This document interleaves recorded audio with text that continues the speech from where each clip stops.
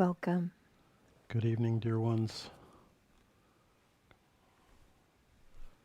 Let's begin our evening together with a prayer. Divine, what is happening here? Oh, hang on, sorry. There we go, okay. Just making sure our sound is correct here. Let's begin this evening with a prayer together. Divine Mother, Heavenly Father, beloved friend, God, great masters of self-realization, Jesus Christ, Babaji Krishna, Lahiri Mahashaya, Swami Sri Yukteswarji, beloved Guru, Paramhansa Yoganandaji, all saints and sages of all times, of all traditions, lovingly, humbly we bow at thy feet. We invoke your presence this evening and always. Flow through our hearts, our voices, our lives, as we sing to you, with you, sing through us the melody of divine love to bless this world. Om. Peace. Amen. This evening we will share a number of chants and stories related to saints of many traditions. And this is all connected with the weekend of Halloween and the honoring of All Saints on All Saints' Day, which generally falls on November 1st, the day after Halloween, and All Souls' Day, where it's celebrated, which falls the day after All Saints' Day. And this evening we will focus, as we do every time we pray, those of you who note these things, we ask the blessings, we invoke the presence of the saints of all religions. And it's a way of acknowledging and honoring the fact that it is the saints who are the true custodians of religion. It is the saints who advance the understanding of spirituality and sort of present it in a form or in a way that we can relate to, understand, and approach, and help us to motivate us, get us moving on that path to take up our own high potential. So as we chant this evening, we'll have certain chants that are connected with the with a particular saint and some stories that go with that. And we will begin with a chant to the Divine Mother, but Nirmala has a poem to share before that. And I'm going to turn up the light a little bit here. Excuse me for stepping in front of the camera. Let's do that. I think that's better. So this is just a little thing to think about. It is called "Why Were the Saints Saints?" And we have to think in terms of our own lives, helping prepare us to become saints. Because in our definition of saints, the soul becomes free, becomes one with God. Yoga means union with God. So all the experiences that we're going through, all the trials and tribulations, all the joys and sorrows, all of that leads us eventually to oneness with God. And so this little thing that I'm going to read here is a good reminder of what we need to do, one of the things we need to do to get there. Why were the saints saints? Because they were cheerful when it was difficult to be cheerful, patient when it was difficult to be patient, and because they pushed on when they wanted to stand still, and kept silent when they wanted to talk, and were agreeable when they wanted to be disagreeable. That was all. It was quite simple and always will be. So in other words, we need to learn to behave, as Sri Yukteswar said. We need to master ourselves. And that's the key to sainthood. And I also wanted to read this poem from Mother Teresa. People are often unreasonable, illogical, and self-centered. Forgive them anyway. If you are kind, people may accuse you of selfish, ulterior motives. Be kind anyway.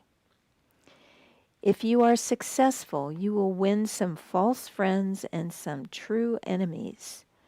Succeed anyway.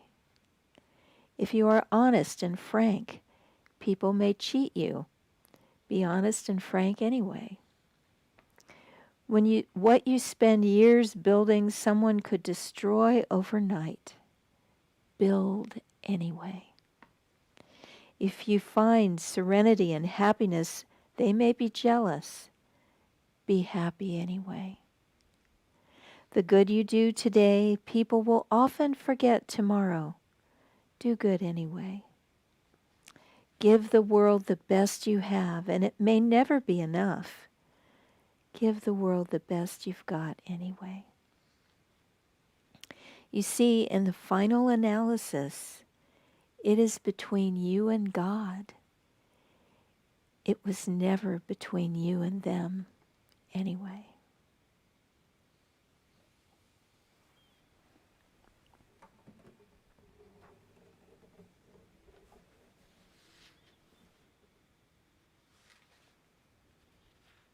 So we will chant now, when I awake. This is a chant to the Divine Mother. When I awake, I'll see thy face. When I awake, I'll see thy light. Mother, awake me from my dreams. Mother, awake me in thy light. Hand in hand, we're dancing together in thy light. And the two other verses, when I awake, I'll end all sorrows. When I awake, I'll know thy joy. The other one is, when I awake, I'll end all fear. When I awake, I'll find thy love.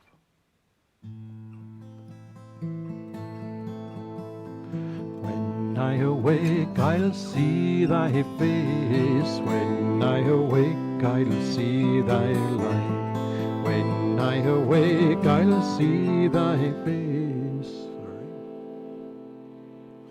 When I awake, I'll see thy light. Mother, awake me from my dreams. Mother, awake me in thy light. Hand in hand we're dancing together in thy light. Mother, awake me from my dreams. Mother, awake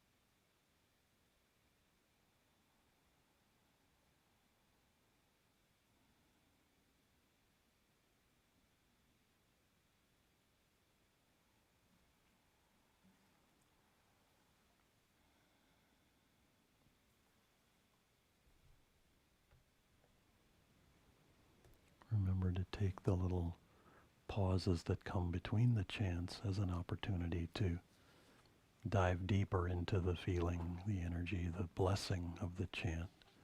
Each one of these chants has a divine origin that goes far beyond just the meaning of the words, but has a vibration and energy, a kind of carrier wave to help us experience a higher level of consciousness and awakening.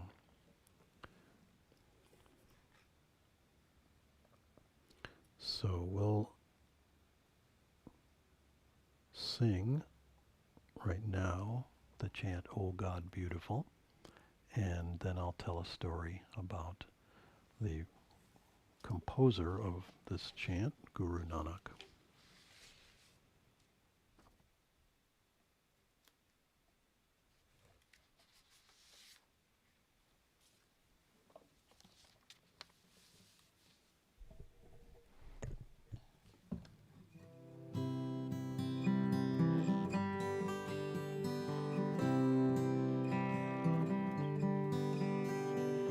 Oh God, beautiful, oh God, beautiful, oh God, beautiful.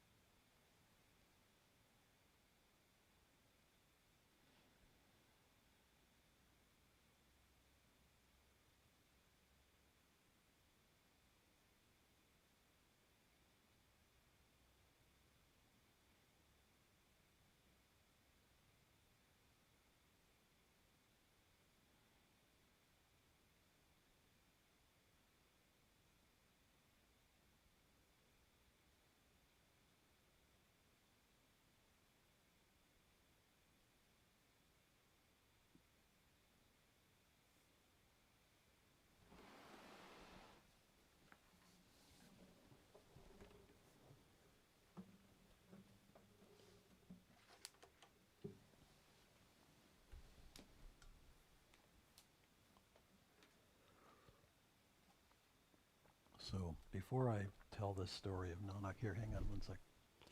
Before I tell the story of Guru Nanak, I want to do a little. This is a first, a first and perhaps an only, but we've never had a commercial announcement before in I don't know how many years, but we're going to have one right now. This is a shout out to Jay Peterson, who built this beautiful table for us, which is getting its maiden voyage tonight. Harmonium table with wheels on it. This is a fundraiser for Ananda Sacramento, and donations go to Ananda Sacramento for this of $100. And Jay is building these for people who want a table for their harmonium or a table for whatever. We got the deluxe model that has an extra shelf. He doesn't normally do that, but we have so many music books and so many chanting books and so many whatevers that we really need the extra space. And he did an absolutely beautiful job. And it's just a stunner. And it's just like, wow. So anyway. That was our commercial break. That was our commercial announcement. Sorry, guys. Sometimes you just got to do it once every few years, whether it needs it or not. So, Guru Nanak, I'm going to steer clear of the he happened to be born in 1469, if anybody thinks about things like that as being crucial to his story. What I find fascinating, I'm going to just digress for a moment before I get to Guru Nanak, because there are certain themes that come up in stories of saints. And one of those themes is that they were exceptional children. And so you'll read, I don't think I can think of a single example of a saint where people actually know the story of their life, as including their childhood, where you don't get something exceptional from childhood. It's already showing as a kid. They don't just burst onto the scene later. It's like it shows up in their life. And it showed up with Nanak as well. In terms of childhood, he was always interested in the spiritual world more than a typical child would be. And the story I'll share is one that I had never heard before we were preparing for this, and it relates to his studies.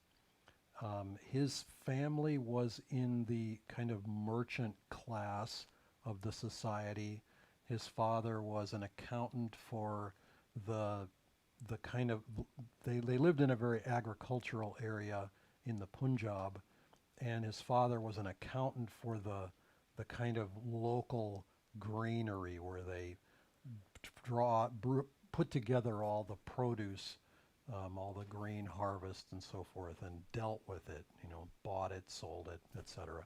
So he was part of that world, and his son was training, of course, to do that as well, as was typical of society in those days, and that followed along in this country as well. And forgive me, I'm going to change my volume so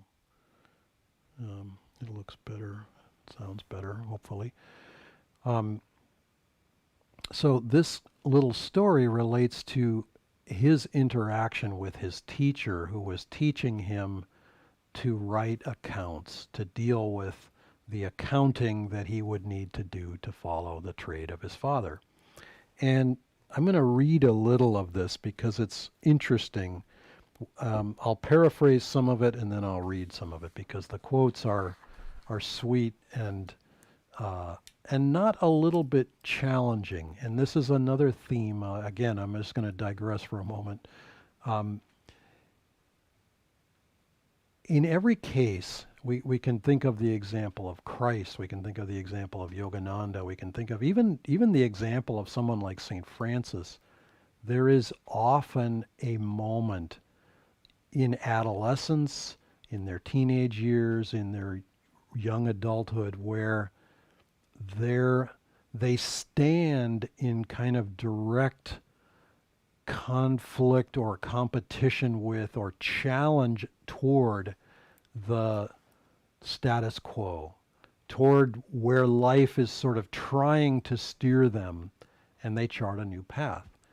And we were in a study group working on with autobiography of a yogi, Master's story, Yogananda's story, and recently came across the story of the perfume saint, and I noticed something that I had never tuned into before in rereading it again for the umpty time, which was that Master, as a young man, as a boy, really, was very challenging to these saints. He did not namby-pamby around with them.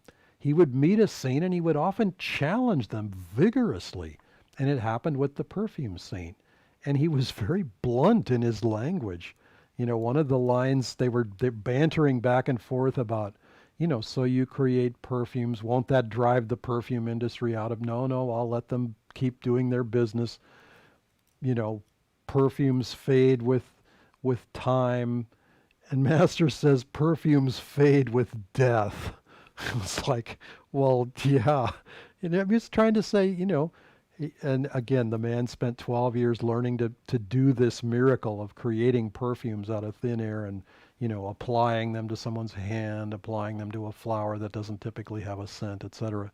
And Master basically said, you wasted 12 years of your life to do something that you could do for a couple of rupees in a florist shop. I mean, it was really interesting. But he was trying to find his guru, and he was trying to find his path in life, and he was going to challenge the saints that he ran into.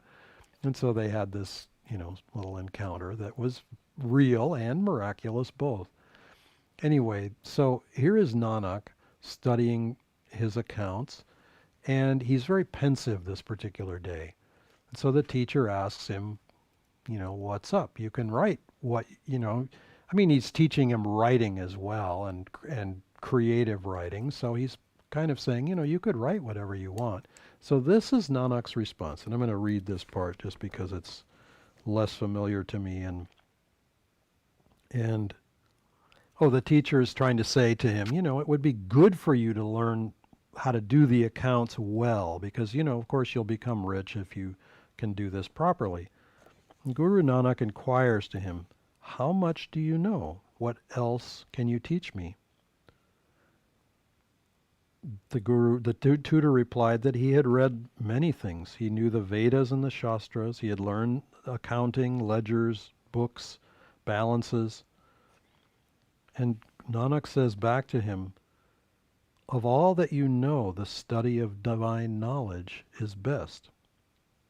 And then he says, you should stop writing accounts. You should stop teaching accounts. These things entangle you in worldly desires. You should write the Lord's name and praise God. And the tutor, of course, was aware that Nanak was a special child, but he was a little surprised.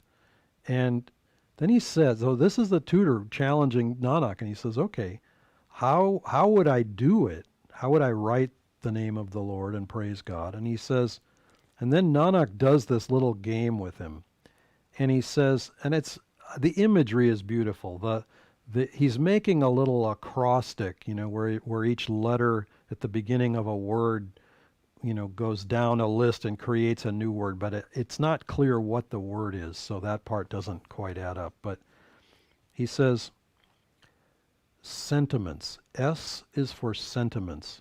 Burn the sentiments. Burn the feeling or ignite the feeling. Let the soot of those sentiments be the ink.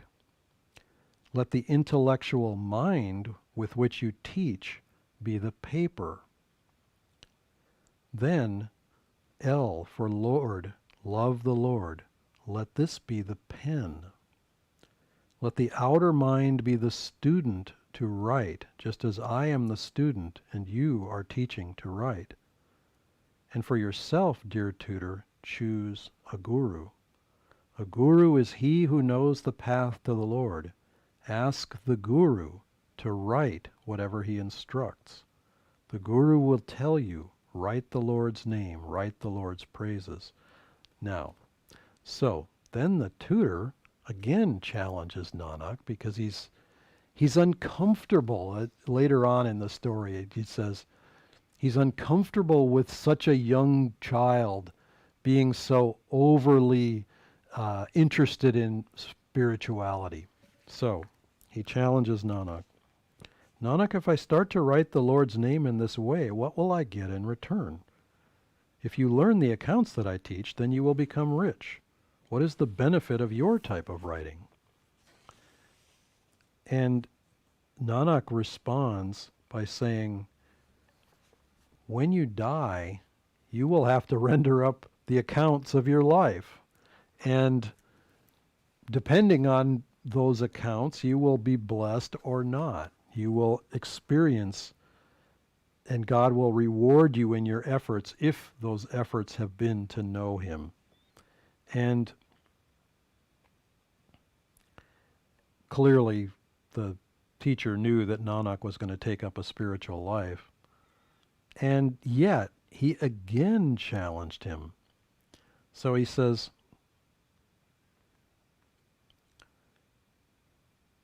he urged him to acquire all the education and training necessary for a life of worldly happiness and glory, saying, my child, those who spend their life contemplating God and truth do not even get 2 square meals a day. But those who lead a worldly life, commit sins, indulge in evils, rule others, and never think of God, yet they seem to be perfectly happy. And Nanak says, the happiness of man does not lay in wealth and power, but in his moral and spiritual achievements. Kings and tyrants suffer the most ignoble end, while devotees of God live and die in peace, and etc., etc.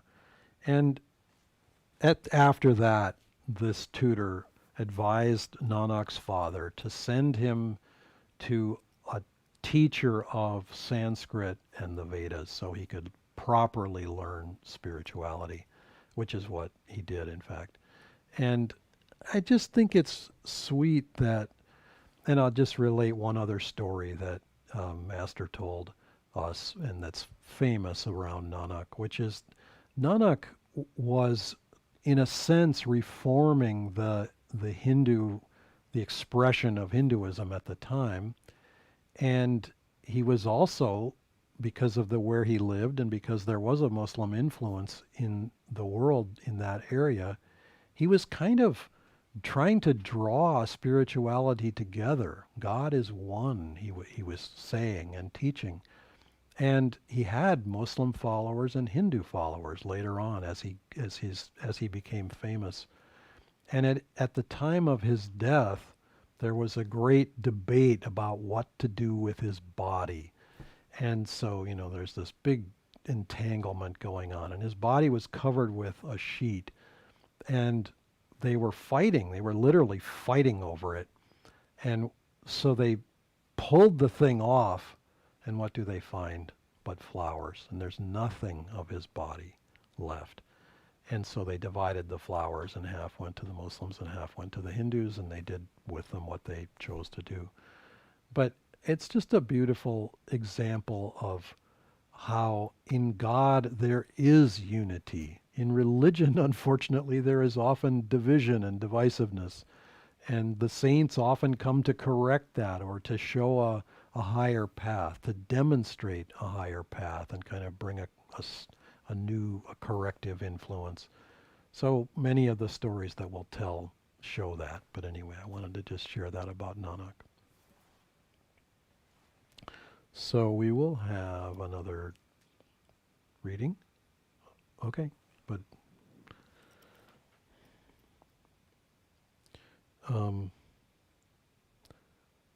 I can tell one more story about Chaitanya Mahaprabhu, and we can sing a chant related to him. He also lived some centuries ago and was part of the Vaishnava element of Hinduism, and was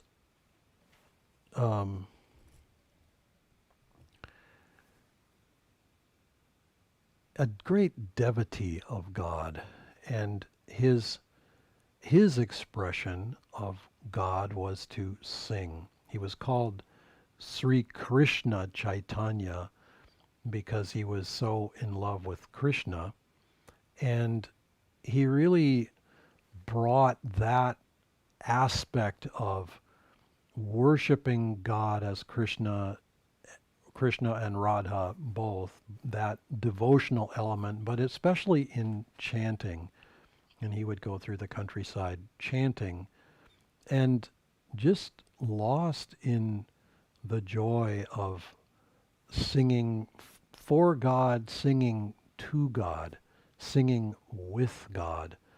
And that is such a lovely, in a sense, a segue back to our own path where Master said chanting is half the battle, because it makes the heart awaken, open, draws the heart's natural energy upward instead of downward into the senses, downward into emotions, downward into desires and physical identification.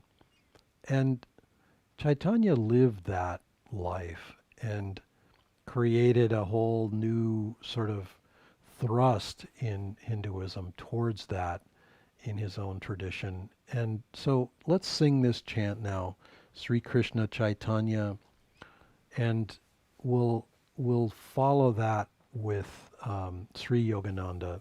Swamiji wrote words that follow that same melody. Sri Yogananda, guide to inner freedom, steal into my heart of hearts, banish my delusion.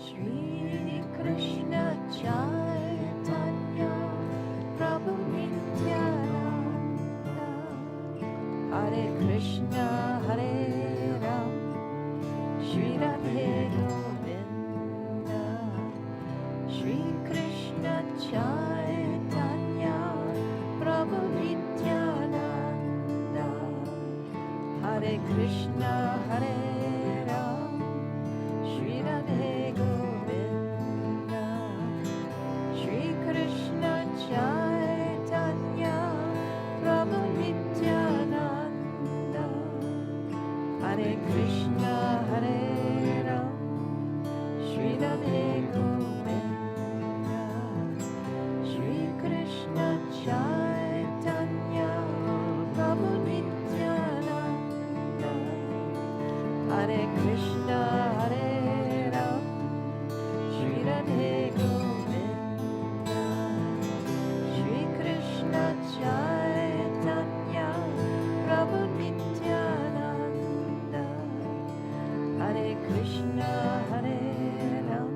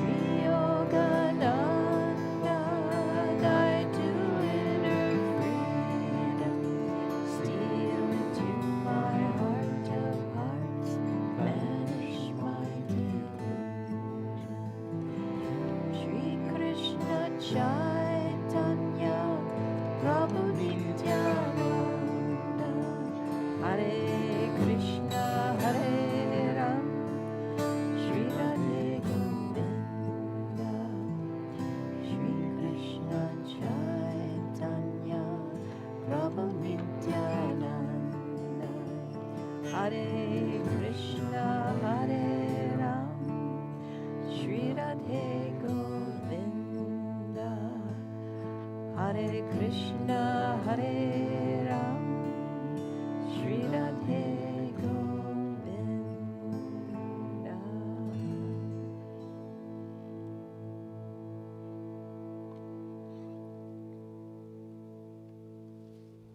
Let's meditate for a few minutes.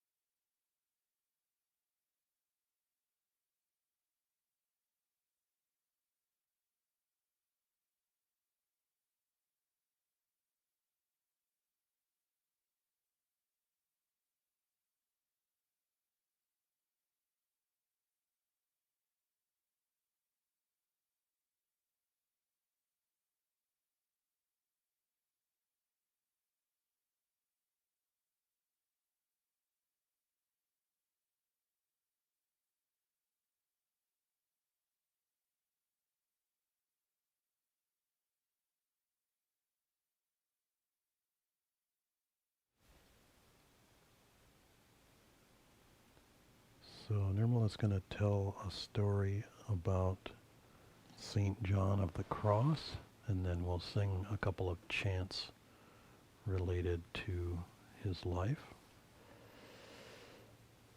So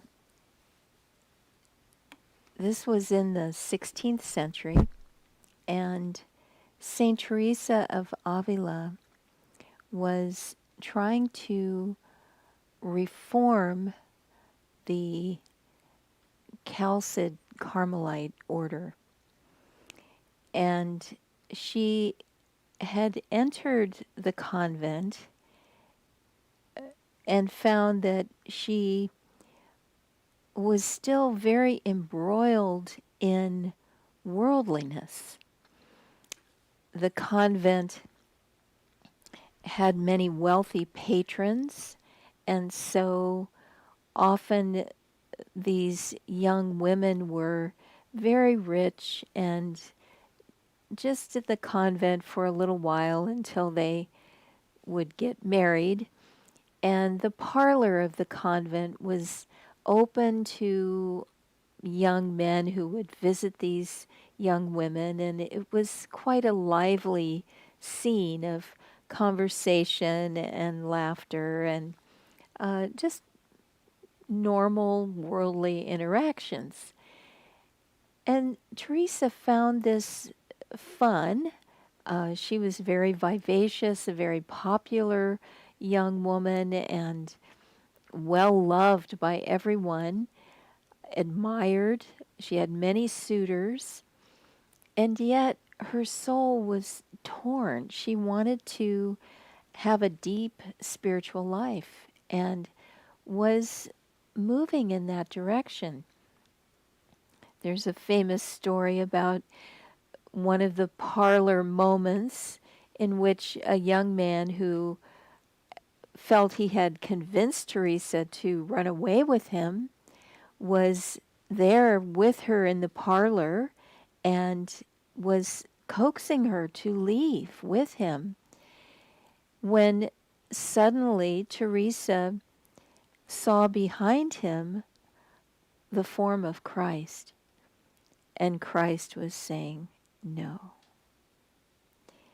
And Teresa was so enthralled with this vision of her beloved Jesus that she became paralyzed. She was immovable.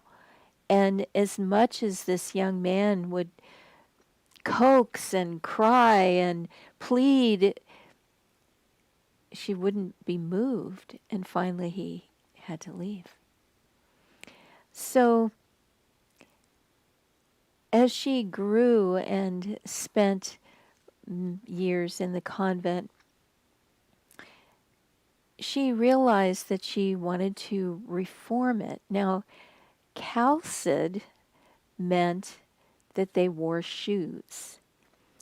And she wanted to end the practice of wearing shoes, and so that was the decalced Carmelites. Well, as Dharmadas was saying, often in religion, there's a lot of fighting. And what she wanted to do was not looked on very well by those who were wearing shoes and also who had the parlor and the worldly influences. She wanted it to be very austere and very sequestered and no worldly influence. They begged for their food, and they didn't even go out of the convent to beg for their food. They just rang a bell, and people would bring something to sort of like a dumb waiter. They would open the door from the inside of the convent onto this box, and people would put food in there. The door would close, and then the nuns would open it from the inside. And that's what they ate, whatever was given to them. So it was extremely austere.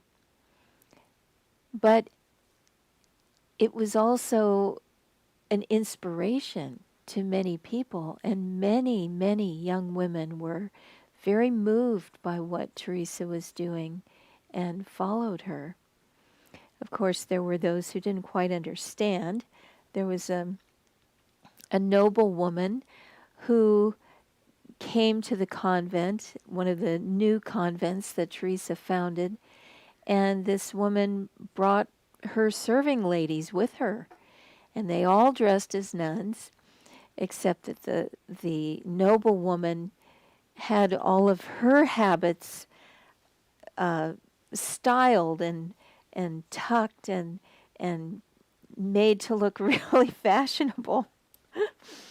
And when Teresa got back from her, traveling to found new convents, and she found this noble woman with all of her servants there, bossing everybody around, not just her own servants, but all the other nuns, Teresa booted her out. Well, as these things happen, this woman was very influential. There was a lot of trouble that was caused. And eventually, Teresa, who had a great mind for politics, who overcame all kinds of adversity through the power of her intellect and her way with people, she ended up writing to the king of Spain, who just happened to have read her life story that was required of her to write through the Inquisition. They demanded that she write her story, and she did, and she was acquitted in the Inquisition. And the King of Spain had this book. It was his constant companion. No matter where he went, he took her book with her. She didn't know that, but she wrote to him asking for his protection. He, in return, asked to meet her, and they had a beautiful meeting of the minds. And he did protect her, and all the papal officials who had been sent from Rome to Spain who were against her and plotting against her, the king just booted them out to Rome. And that ended that part of the adversity. Well,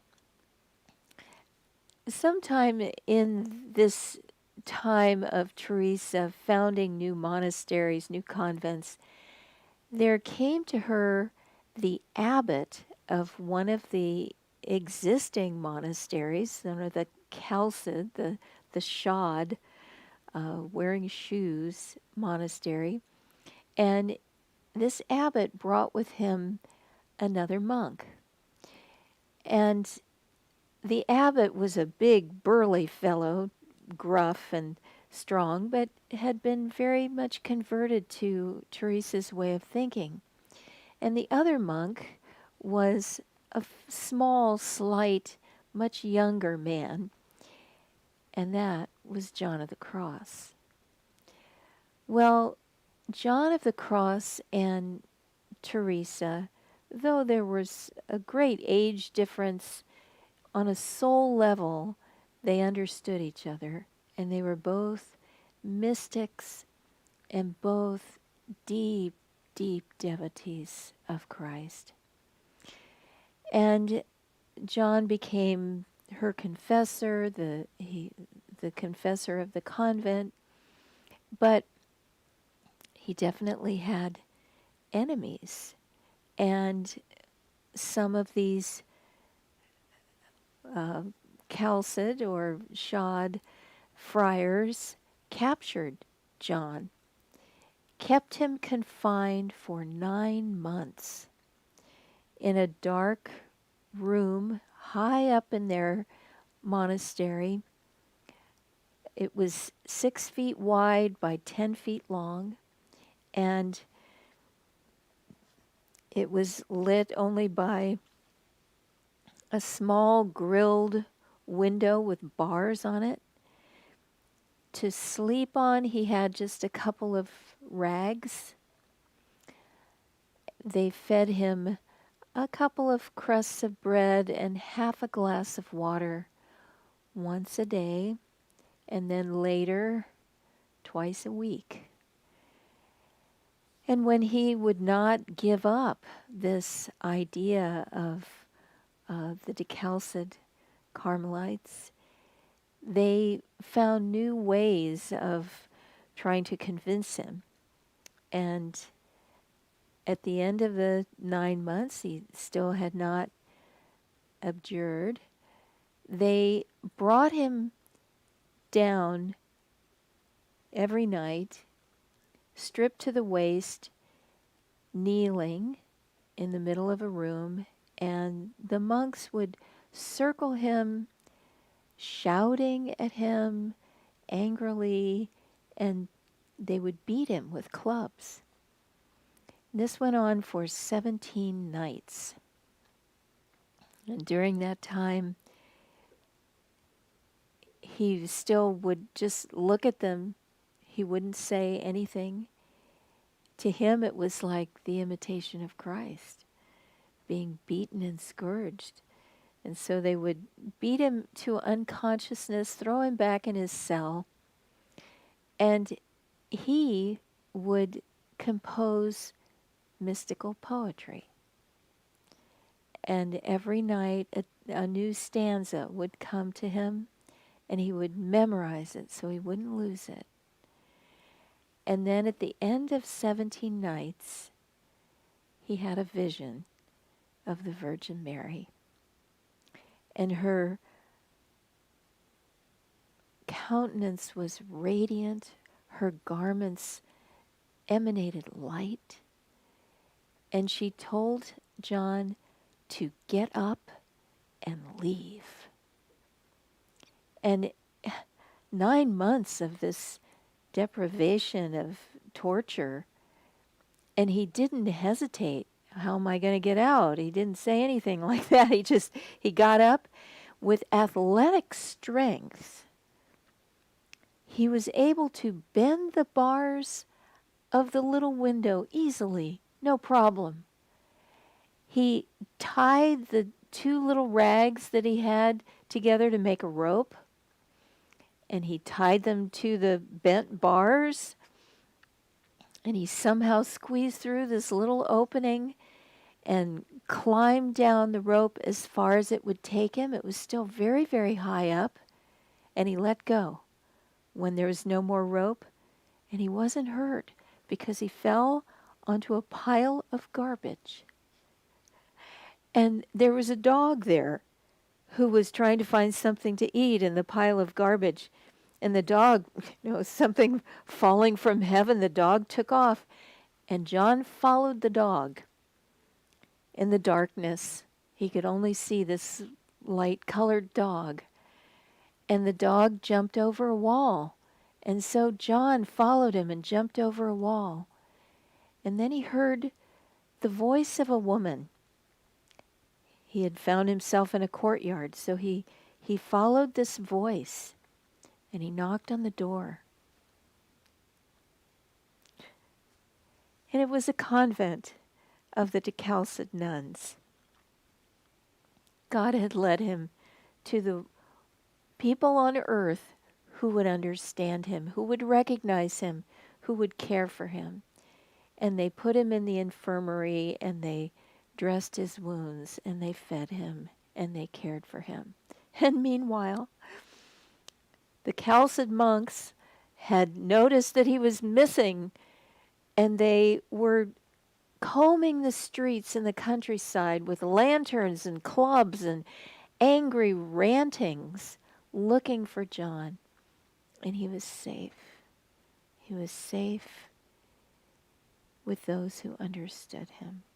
And he was returned to Teresa, and together they did this great work of living for God.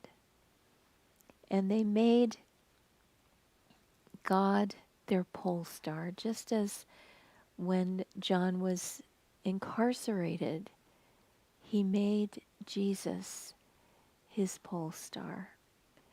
And so we'll sing now a beautiful chant that Swami wrote.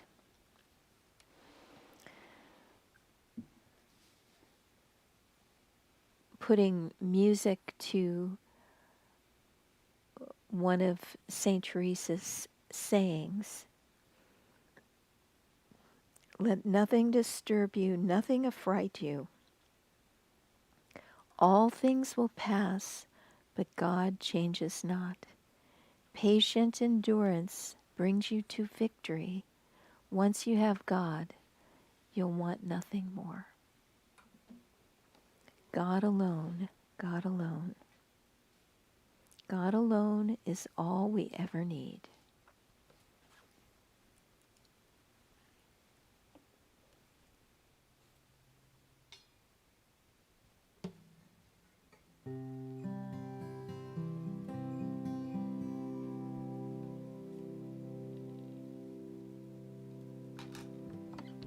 Let nothing disturb you, nothing affright you. All things will pass, but God changes not.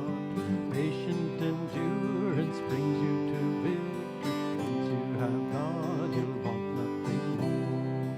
God alone, God alone, God alone's all we ever need. God alone, God alone, God alone's all we ever need.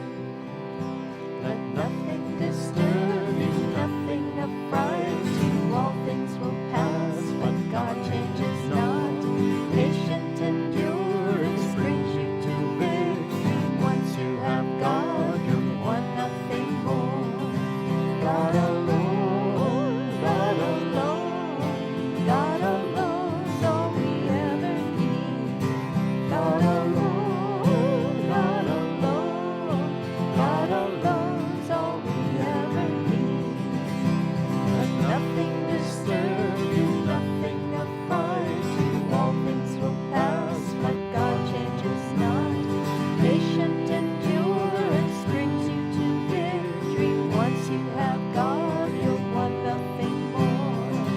God alone, God alone, God alone's all we ever need. God alone, God alone, God alone's all we ever need. Let nothing disturb you, nothing affright you. All things will pass, but God changes not. Patient endurance brings you to victory. Once you have God, you want nothing more.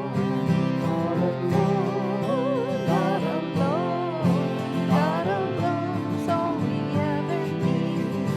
God alone, God alone, God alone's all we ever need. Let nothing disturb you, nothing affright you. All things will pass, but God changes not. Patient endurance brings you to victory. Once you have God, you want nothing more. God alone, God alone, God alone's all we ever need. God alone, God alone's all we ever need. Let nothing disturb you, nothing affright you. All things will pass, but God changes not. Patient endurance brings you to victory. Once you have God, you'll want nothing more. God alone, God alone, God alone's all we ever need. God alone, God alone, God alone's all we ever need. God alone, God alone, God alone's all we ever need. God alone, God alone's all we ever need.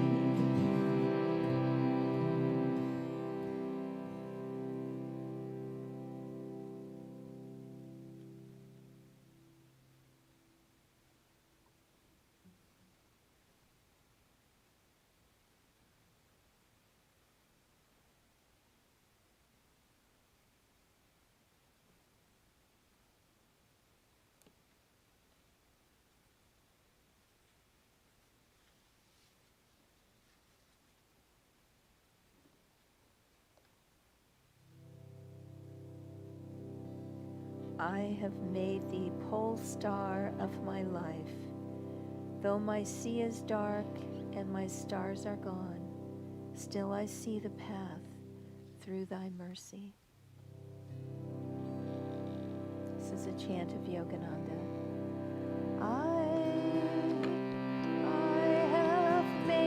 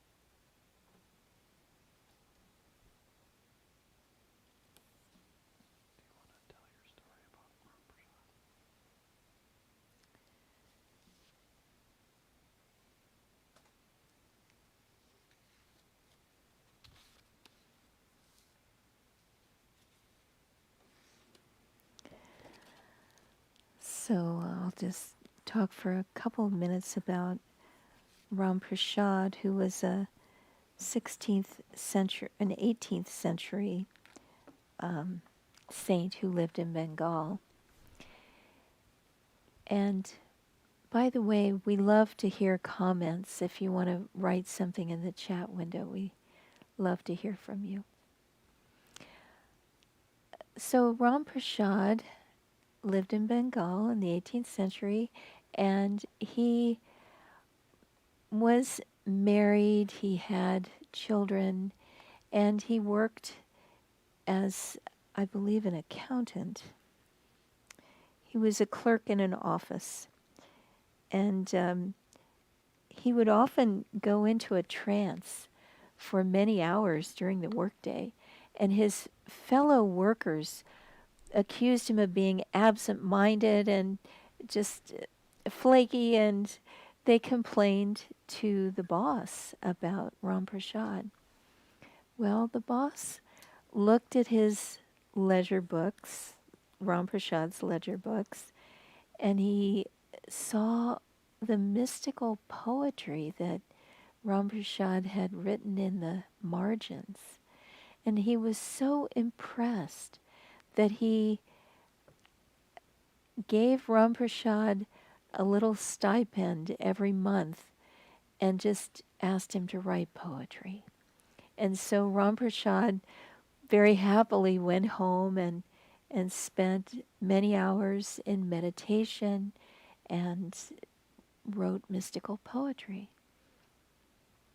Well, one day Ram Prashad was in the Ganges singing to the Divine Mother. He spent many hours up to his neck in the water just singing the praises of the Divine Mother. And one of these times, the Maharaja of the district happened to come by, and he stopped and listened to Ram Prashad singing. And he was so moved that he gave Ram Prashad 33 acres of land and just said, take this land and be content and earn your living this way, and continue to be writing poetry, and I want you to be my court poet. And so Ram Prashad did that. And his mother took care of the household. She took care of everything, was in charge of this estate that he had now because of the king. And the family prospered and everything went very well. But when his mother passed away, his wife wasn't very good at taking care of things, and often they faced starvation even though they had this land, because she wasn't very good at management. It was a very big deal in those days to have a wife who could care for things. And so Ram Prashad, despite the chaos, continued to love the Divine Mother and worship her. And one day, I've told this story many times, but it's a favorite of mine. He was out mending the fence in his land when his little daughter came running up to him and said, Daddy, you're always singing to the Divine Mother, but she never answers you. And he said, oh, that's all right. I love her no matter what. She can answer or not answer. I will always sing to her. And the little girl laughed and ran away. And then later that evening, Ram Prashad was talking to his wife and mentioned that their little daughter had come and helped him while he was mending the fence that day. And his wife said, oh no, she's been away in the town with her friends and their mother this whole day, and she's not even home yet. And he understood then that it was really the Divine Mother who had visited him in the form of his little daughter. So, at another time, his wife told him that their statue of the Divine Mother, she perceived that it had a heartbeat and it was alive. And Ram Prashad took down the statue and put his wife there and worshipped her. And they both went into a deep trance, deep love of the Divine Mother. So we will sing now for you, engrossed is the bee of my mind on the blue lotus feet of my Divine Mother. And let's take this advice, and when our minds are restless or filled with energy, let's, instead of scattering that energy, let's focus it like a bee on the honey of a flower and focus our minds and hearts on the Divine Mother.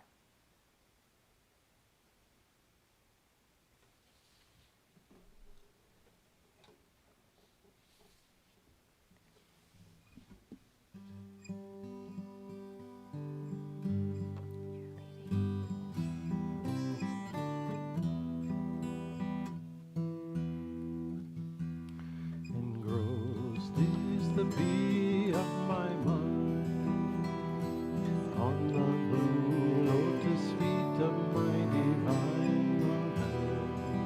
Engrossed is the bee of my mind on the blue lotus feet of my Divine Mother. Divine Mother, my Divine Mother. Divine Mother, my Divine Mother. Divine Mother, my Divine Mother. Divine Mother, my Divine Mother. Engrossed is the bee of my mind on the blue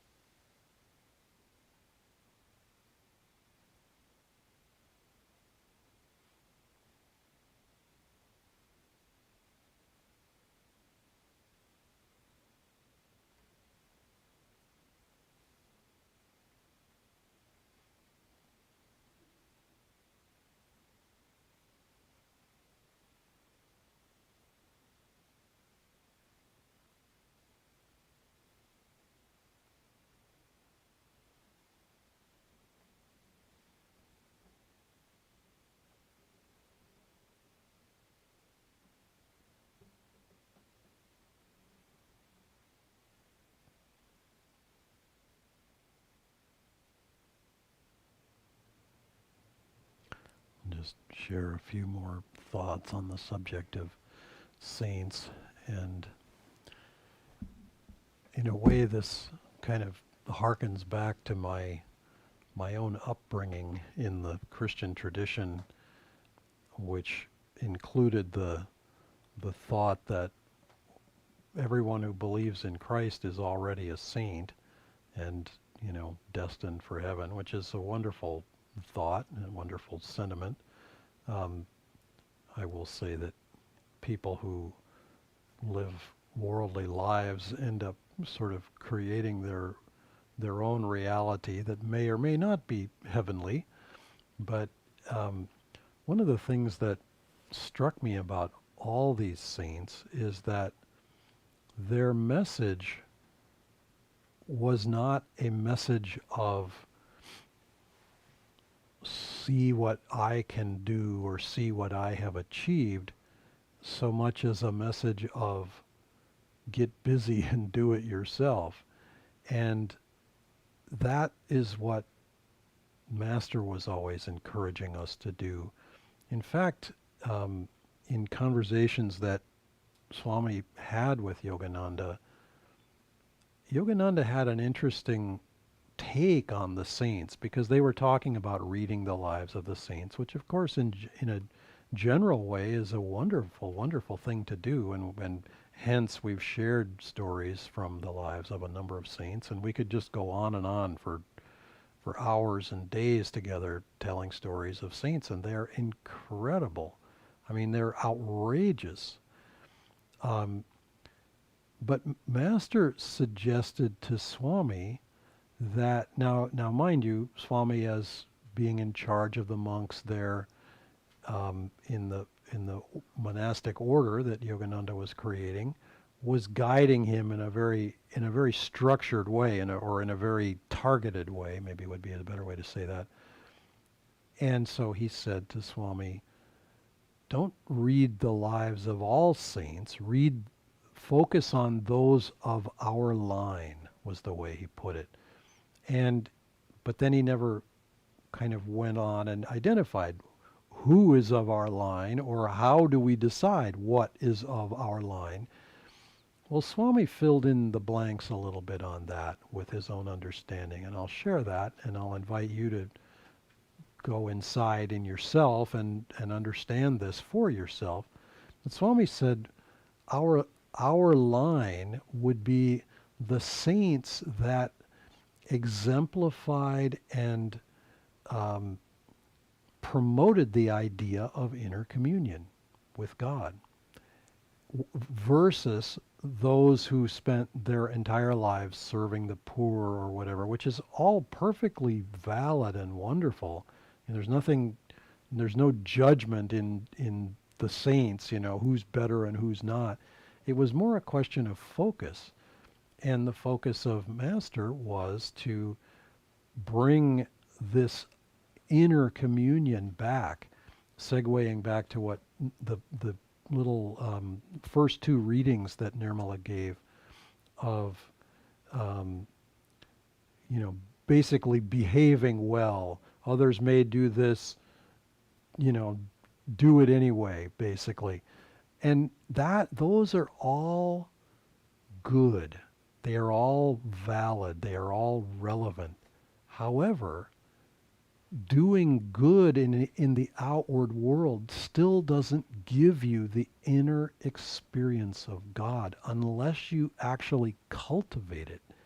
And so these saints have given us, and particularly those of our line, and I would count Saint Teresa of Avila and John of the Cross in that group, because they experienced God inwardly and tried to share that experience, and tried to even help people to have that kind of experience, which of course, as Nirmala pointed out in the stories of John of the Cross, and to a lesser extent Teresa, they both got in a lot of trouble. They both were in trouble a lot of the time, in some cases quite serious trouble and danger of their lives. But they did it anyway, because it was important to make the reforms that they were making. But ultimately, reforming religion, I won't say that it's a mug's game, but I will say that it's like it still doesn't give us inner freedom unless we've cultivated it and practiced it ourselves. So I'll just close with that thought that um, it still comes to us to do the work of knowing God and wanting to know God, and that's what um, all these chants are for, and that's what our meditation practices are for. And of course, in our outward life, we do have to do all the things that were suggested. It's just that if we don't ever have an inner life, then the outer life by itself is not going to be enough. Yes, it's enough to get us to a heavenly state after death. That's great. That's fine. And this weekend kind of celebrates that in a way. Although Halloween is such a bizarre holiday, um, I don't know what it is. It's like in the Christian tradition, whenever you're going to have a holy day, the night before is like, okay, let's kick up our heels, let's go nuts. And Halloween is a little bit of that. But let's appreciate the depth of what these saints have given us, because it's such a deep, deep blessing. And we can close by chanting Om to send out light and blessings to the world, to those who are um, dear to us, who are in need of healing in one way or another, but also just generally to the whole world. And let's act as instruments for that light and those blessings. You can rub your hands together if you feel to, and we'll raise them up and we'll chant Om together.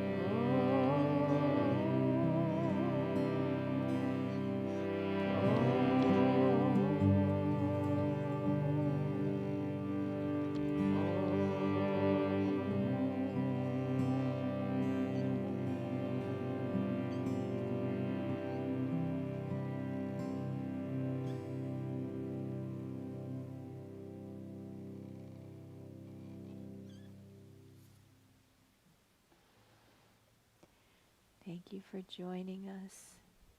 God bless you. God bless you all. Jai Guru. Jai Saints.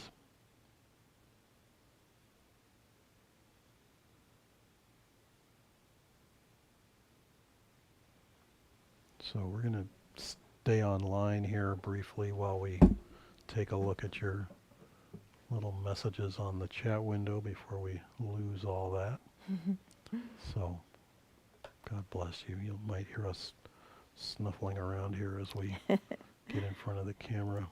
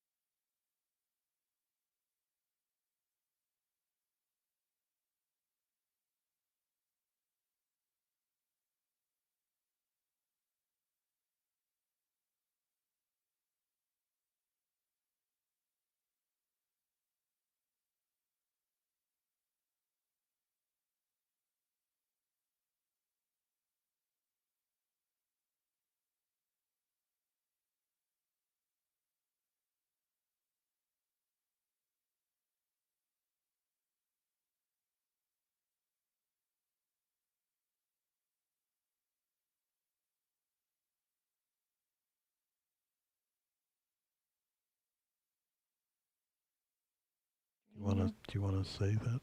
Thank you all, dear ones, for the sweet comments and thoughts. God bless you.